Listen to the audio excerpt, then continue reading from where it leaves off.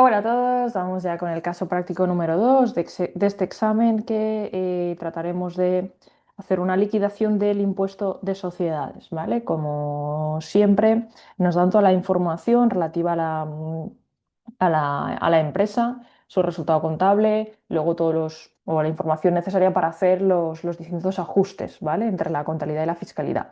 Vale, nos dice Motor S.A.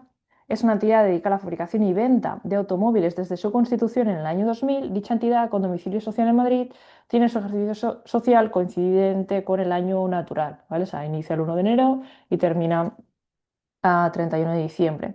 Vale, nos dan el resultado contable antes de impuestos obtenido por la entidad en 2024 es de 1 millón. ¿Vale? Entonces nos piden ya efectuar la liquidación del impuesto a sociedades del ejercicio 2024 a partir de la información complementaria que se suministra a continuación.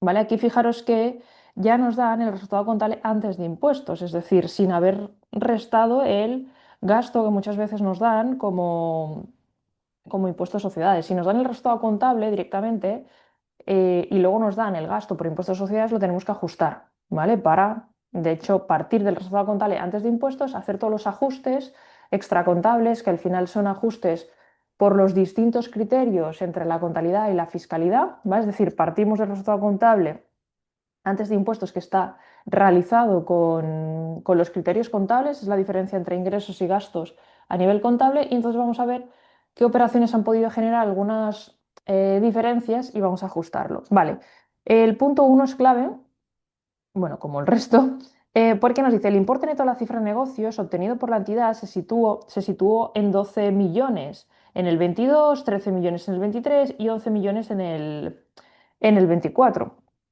¿Vale? De hecho, aquí nos dan, sí, estamos liquidando el 2024, me estaba fijando. Vale, entonces, esto es importante, ¿por qué? Porque antes de empezar tenemos que mirar si la empresa se puede considerar empresa de reducida dimensión, ¿vale? Porque si fuera así, podríamos aplicar una serie de incentivos fiscales que están recogidos en los artículos del 101 al 105, ¿vale? Básicamente relacionados con la amortización, ¿vale? Entonces, ¿qué nos dice el artículo?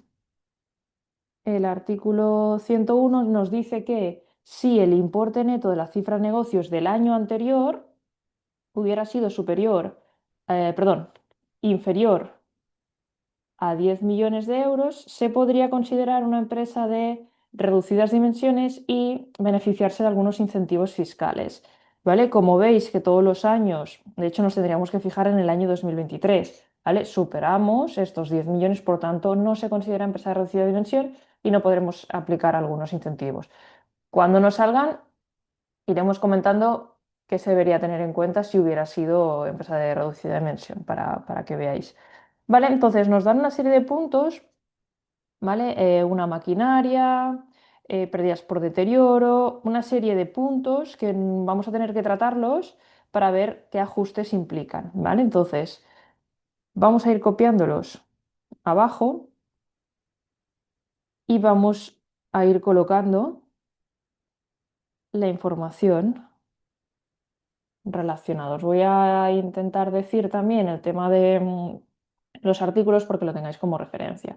Vale, nos dice, a principios del año 24 adquirió por 200.000 euros una maquinaria que utiliza en su proceso productivo, la cual amortiza en función del coeficiente de amortización máximo permitido en tablas, que es el 12%. ¿Vale? Por tanto, su amortización contable, lo que habrá recogido como gasto en su contabilidad será, como nos dice a principios del 2024, entendemos que es en enero, el 1 de enero, por tanto vamos a amortizar todo el periodo, por un 12%, 24.000. Esto ya está recogido como gasto dentro del resultado contable antes de impuestos. ¿Vale? Aquí cuidado porque si hubiera sido empresa de reducida dimensión, sí que nos podríamos aplicar el doble, ¿vale? De esta amortización. ¿Por qué? Porque es un inmovilizado nuevo, ¿vale? Entonces, fijaros, vamos a poner un momento la ley. Vale, dejadme ir un momento al apartado de empresa reducida de dimensión. Fijaros, aquí es justamente el capítulo 11, incentivos fiscales para las entidades de reducida dimensión. Primero, en el artículo 101 nos describen qué empresas se pueden considerar como de reducida dimensión, ¿vale? Que es un poco lo que habíamos dicho antes.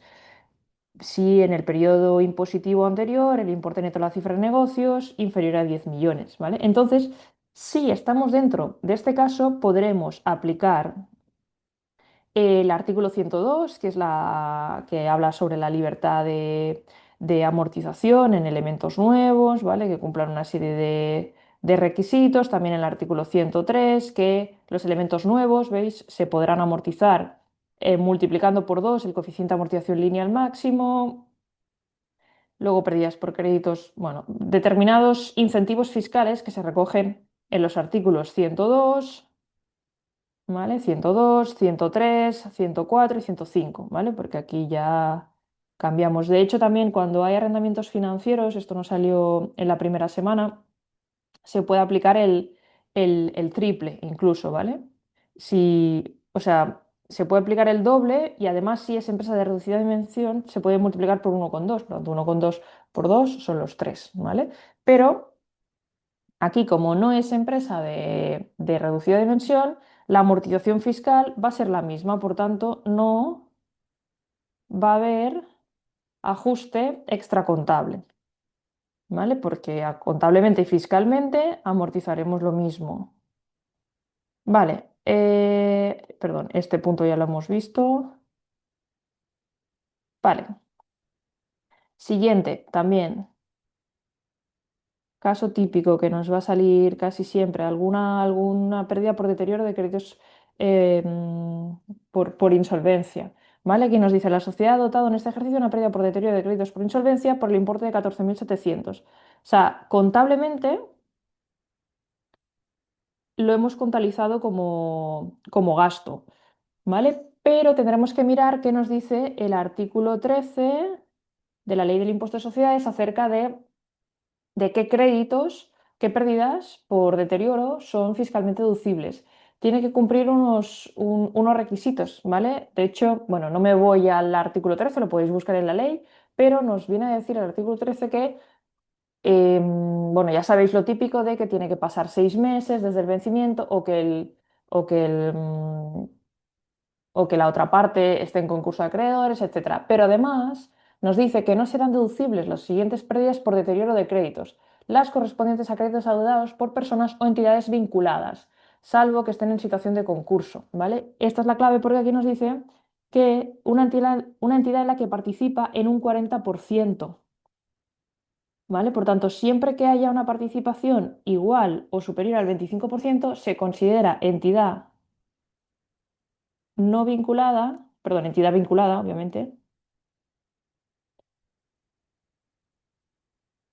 Entonces, no serán gastos fiscalmente deducibles estas pérdidas por deterioro, ¿vale? Porque la ley entiende que hay una vinculación y que se acabará cobrando, ¿vale? O que puede haber un poco de malintención para ponerlo. Y bueno, ya no entramos aquí, pero la ley dice lo que dice. Y salvo que esta entidad estuviera en concurso de acreedores, que entonces sí sería fiscalmente deducible, pero por mucho que hayan pasado los 6 meses, como se trata de una entidad vinculante, no se puede deducir. Entonces, ¿esto que nos provoca? Que una disparidad entre el criterio contable y el criterio fiscal. El criterio contable, hemos imputado un gasto que está bien contabilizado, porque a nivel de criterios contables seguimos el principio de prudencia y hay una posible pérdida, por tanto se contabiliza, pero a nivel fiscal, ¿vale? A nivel fiscal, por lo que acabamos de decir, no es un gasto aún fiscalmente deducible. Por tanto, tendremos que eliminarlo de la base imponible. Entonces haremos un ajuste en positivo. Para eliminar un gasto, el ajuste es con el signo contrario, en positivo.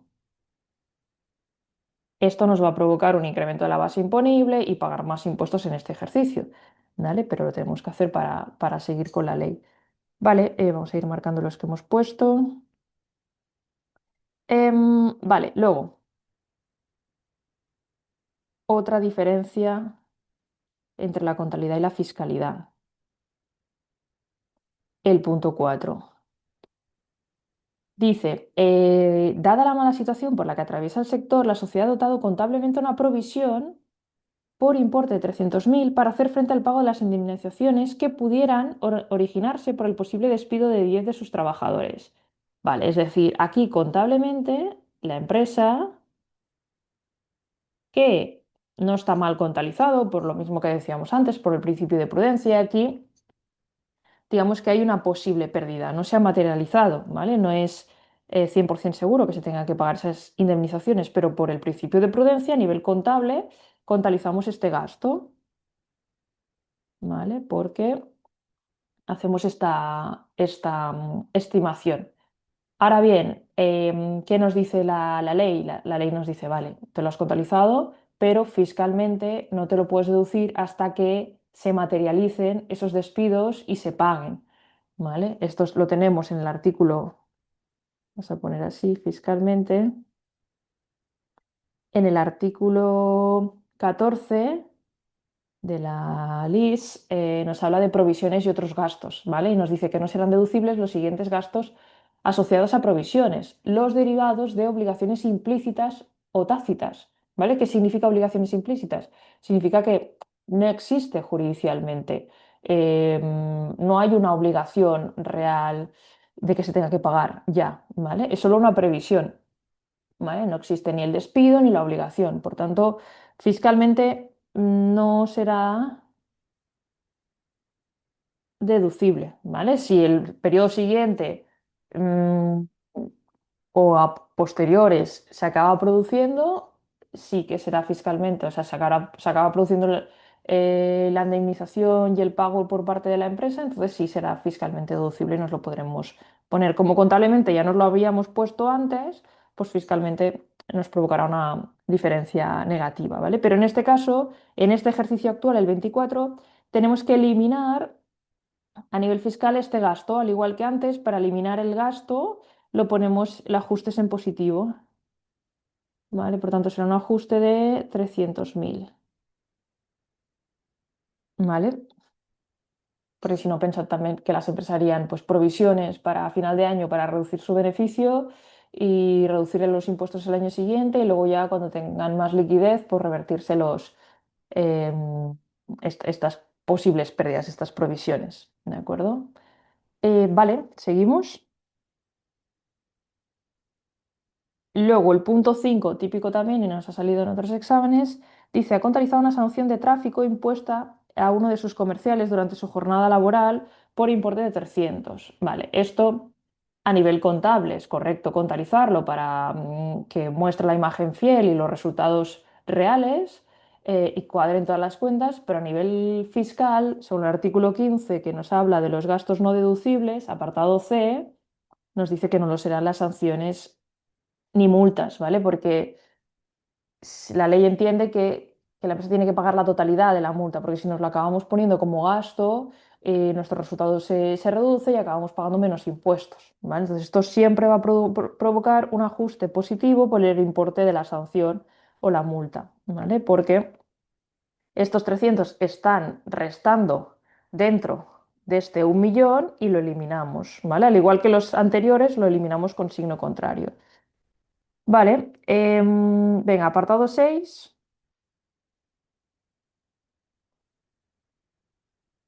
Vamos a ver, esto nos va a provocar un par de cosas. Bueno, no, perdonad, una cosa solo.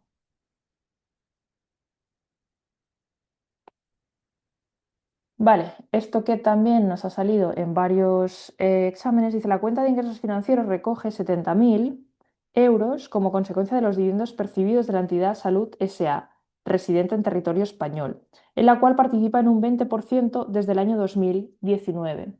¿Vale? Aquí nos dice el artículo 21 que cuando la empresa recibe rentas procedentes de participaciones en entidades, sean del territorio español o de fuera, ¿vale? En este caso son del territorio español, hay una exención por doble imposición, porque pensad que estos ingresos financieros representan que ya han tributado en la empresa de origen, ¿vale? Entonces, esta exención que antes era del 100% y ahora es del 95%, se puede aplicar si se cumplen Dos requisitos, que la participación sea superior al 5%, ¿vale? Que lo es porque es un 20, y que se mantengan durante un año, ¿vale? O sea, que se hayan mantenido durante un año antes de que se genere ese derecho a recibir estos dividendos, ¿vale? Que como es del 2019, pues cumple que lo tenemos desde hace más de un año, ¿vale? Entonces,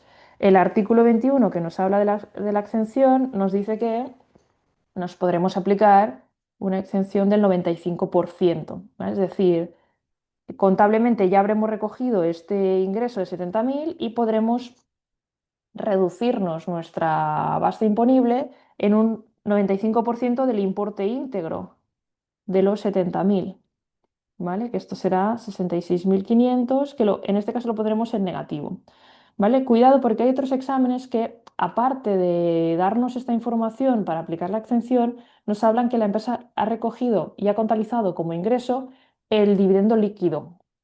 Entonces tendríamos que calcular la diferencia y añadir el ingreso que faltaba imputar, ¿vale? En este caso no nos habla nada de importe líquido, por tanto entendemos que este es el importe bruto o íntegro, ¿de acuerdo? Vale, luego, esta información que nos dan aquí es para aplicar una reducción, que lo veremos en el artículo 25, por incremento de los fondos propios, ¿vale? Y dotación de la reserva de capitalización, ¿vale? Luego lo veremos porque se aplicará a continuación de la base imponible. Mm, vale, luego aquí nos da la contratación de un trabajador con un grado de discapacidad del 50%, que esto nos dará derecho a aplicar una deducción, y luego retenciones y pagos a cuenta y el tipo de gravamen, ¿vale? Por tanto, vamos a juntar todo aquí, ¿vale? El resultado contable antes de impuestos era 1.000.000, que nos lo decía el enunciado, y entonces vamos añadiendo estas cuatro diferencias que tenemos aquí, ¿vale? Primero, bueno, esta no daba lugar a diferencia. Em, la pérdida por deterioro, eso sí, ¿vale? Deterioro de crédito, ¿vale? Porque era con una empresa vinculada, más 14.700. Luego, la provisión por posibles despidos, ¿vale? Por las indemnizaciones, también da lugar a 300.000. Luego, que no lo hemos añadido, pero la sanción de tráfico más 300. Y luego aquí ya podíamos restar em, los dividendos exentos. ¿Vale? La exención del 95%. ¿Os he puesto el artículo aquí? Sí, 25. Ahí el 21. Vale, en este caso en negativo, 66.500. Vale, entonces esto nos daría una base imponible de, ya directamente podríais calcular los ajustes extracontables, ¿vale? O poner aquí también un apartado que ponga ajustes más menos ajustes extracontables, que son estas diferencias entre la contabilidad y la fiscalidad. ¿Vale? Podríais incluso sumar estos para ver cuál es la totalidad de los ajustes, ¿vale? Y luego incluirlos. Es decir, en este caso, como vamos a calcular la base imponible previa directamente, pues sumamos todo esto, restamos esta cantidad y nos da una base imponible de 1.248.500. Vale, entonces aquí podemos mirar si podemos aplicar alguna reducción, ¿vale? Esto lo tenemos, bueno, vamos a leer primero, que no lo he dicho bien. Aquí, ¿vale? Dice, se conoce que el resultado contable del ejercicio anterior ascendió a 800.000 euros, ¿vale? O sea, por aquí nos habían dado el importe neto a la cifra de negocios, aquí nos dan el resultado del ejercicio anterior, 800.000. Habiéndose destinado mitad a pago de dividendos y mitad a incremento de reservas voluntarias. No se tiene constancia en ninguna otra operación que afecte los fondos propios de la entidad. Vale, ¿esto por qué nos lo dicen? Porque fijaros, si de estos 800.000 euros el 50% se destinó a reservas, significa que hubo un aumento de fondos propios de 400.000, ¿vale? Entonces, si nos vamos al artículo 25, dejadme buscarlo un momento. Vale, aquí lo tenemos. Reserva de capitalización, ¿vale? Nos dicen, los contribuyentes que tribuiten al tipo de gravamen previsto, o sea, bueno, esto sí, estamos dentro. Vale, dice, tendrán derecho a una reducción de la base imponible del 20%, cuidado porque antes esto era del 10%, del importe del incremento de sus fondos propios, siempre que cumplan los siguientes requisitos. Que el importe del incremento se mantenga durante un plazo de 3 años, desde el cierre del periodo impositivo al que corresponde esta reducción, ¿vale? Esto entendemos que se produce, ¿vale? Que se dota una reserva por el importe de la reducción, ¿vale? Una reserva de capitalización que se llama, que aquí la verdad es que yo creo que en el enunciado nos tendrían que haber dicho que se ha dotado la reserva de capitalización correspondiente, porque si no, no hay este derecho a aplicar la reducción, ¿vale? Em, vale, bueno, básicamente esta información, ¿vale? Entonces, aquí hay un incremento, como decíamos, de los fondos propios de 400.000, ¿vale? Entonces se tendría que aplicar, vamos a ponerlo aquí, reducción por incremento de fondos propios, que esto lo tenemos en el artículo 25. Vale, entonces la reducción se calcula como el 20% del incremento de los fondos propios, que son los 400.000. Entonces, esto sería 80.000. Cuidado también, no me voy al artículo otra vez, pero nos dice que el límite es, vamos a ponerlo, aunque no lo pasamos, que esa reducción no puede ser inferior al 10% de la base imponible previa. ¿Vale? Entonces, como el 10% de la base imponible previa, que sería esta, sería 124.850, está por encima, podemos aplicar toda esta reducción. ¿De acuerdo? Por tanto, aquí pondríamos la reducción de 80.000, ¿vale? Básicamente, los requisitos es, o sea, la ley nos permite reducir esta base imponible en un 10% del incremento de estos fondos propios si existe un incremento de los fondos propios respecto al ejercicio anterior, que eso sí está claro porque hay la parte que se destina a reservas. Y dos cosas más que no nos deja del todo claro el enunciado, que es que se tiene que dotar una reserva indisponible por ese mismo importe, que se le llama reserva de capitalización, y que esta reserva se debe mantener 5 años, ¿vale? Esto es un incentivo para que las empresas se autofinancien con fondos propios, ¿vale? Vale, entonces, con esto podemos calcular, esto sería como la base imponible previa, ¿vale? Y con esto podemos calcular la base imponible después de esta reducción, ¿vale? Que nos quedaría 1.168.500, ¿vale? Entonces, con esto voy a seguir así, ¿vale? Vale, con esto ya podemos calcular la cuota íntegra, ¿vale? Si lo multiplicamos por el tipo impositivo del 25%, nos da la cuota íntegra de 292.125. Vale, luego aquí podíamos aplicar deducciones, ¿vale? Deducción por trabajo con discapacidad realmente, ¿vale? Aquí voy a ponerlo abajo para no... Teníamos esta información.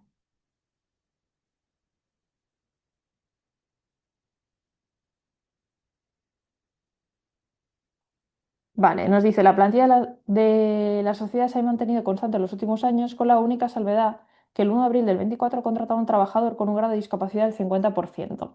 Vale, aquí si nos vamos al artículo 38 de la Ley del Impuesto a Sociedades, nos habla de la deducción por creación de empleo con discapacidad. Entonces, nos dice que si se contrata, o sea, si se incrementa en un trabajador la media de la plantilla del año anterior, o sea, un trabajador con discapacidad, cuando tenemos un grado superior al 33%, pero inferior al 65%, la deducción es de 9.000 euros. ¿Vale? De incremento de la plantilla media, ¿vale? Es decir, si este trabajador ya lo tuviéramos contratado el año pasado y este año seguimos teniendo el mismo trabajador sin incrementar, pues no tendríamos derecho a deducción. Por eso nos dice que se ha mantenido constante y ahora en el 24 se ha incrementado. Vale, aquí cuidado también porque la deducción sería 9.000 euros si lo hubiéramos contratado desde el 1 de enero, pero se ha contratado el 1 de abril, por tanto la deducción será 9.000 dividido entre 12 meses multiplicado por los 9 meses que van desde 1 de abril a 31 de diciembre, ¿vale? Por tanto, la deducción sería de 6.750, ¿vale? Esto nos permite reducir la cuota íntegra, ¿vale? Cuidado porque aquí tendríamos que hacer una comprobación antes de avanzar, porque las deducciones por incentivos tenemos que mirar que no superen el límite, ¿vale? El límite es el 25% de la cuota íntegra después de haber restado bonificaciones y otras deducciones, ¿vale? El 25% de la cuota íntegra, ¿vale? Si lo hacemos, ni lo había calculado porque obviamente está por encima, es 73.031,25. ¿Vale? Por tanto, como esta cantidad está por debajo de este límite, nos podemos deducir la totalidad, ¿vale? Si no, nos tendríamos que deducir únicamente el límite y guardarnos la otra parte para deducirnosla en periodos siguientes, ¿vale? Entonces, después de esta deducción nos quedaría ya la cuota líquida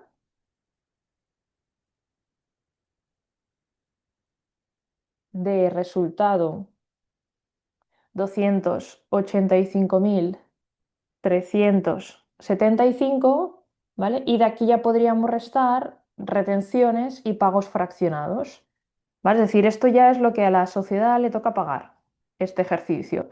¿Qué pasa? Que hay una parte que ya la ha ido anticipando durante el 2024, que son hay dos herramientas que tiene Hacienda como para que vayamos, como empresa, vayamos pagando por adelantado el impuesto, ¿vale? Una cosa son las retenciones que se aplican a determinados ingresos, que es básicamente cuando tenemos ingresos financieros, por ejemplo, la empresa que nos tiene que pagar esos ingresos financieros nos retiene una parte y la paga Hacienda a nuestro nombre para ir adelantando el impuesto y los pagos fraccionados que la empresa tiene obligación de hacer durante el año.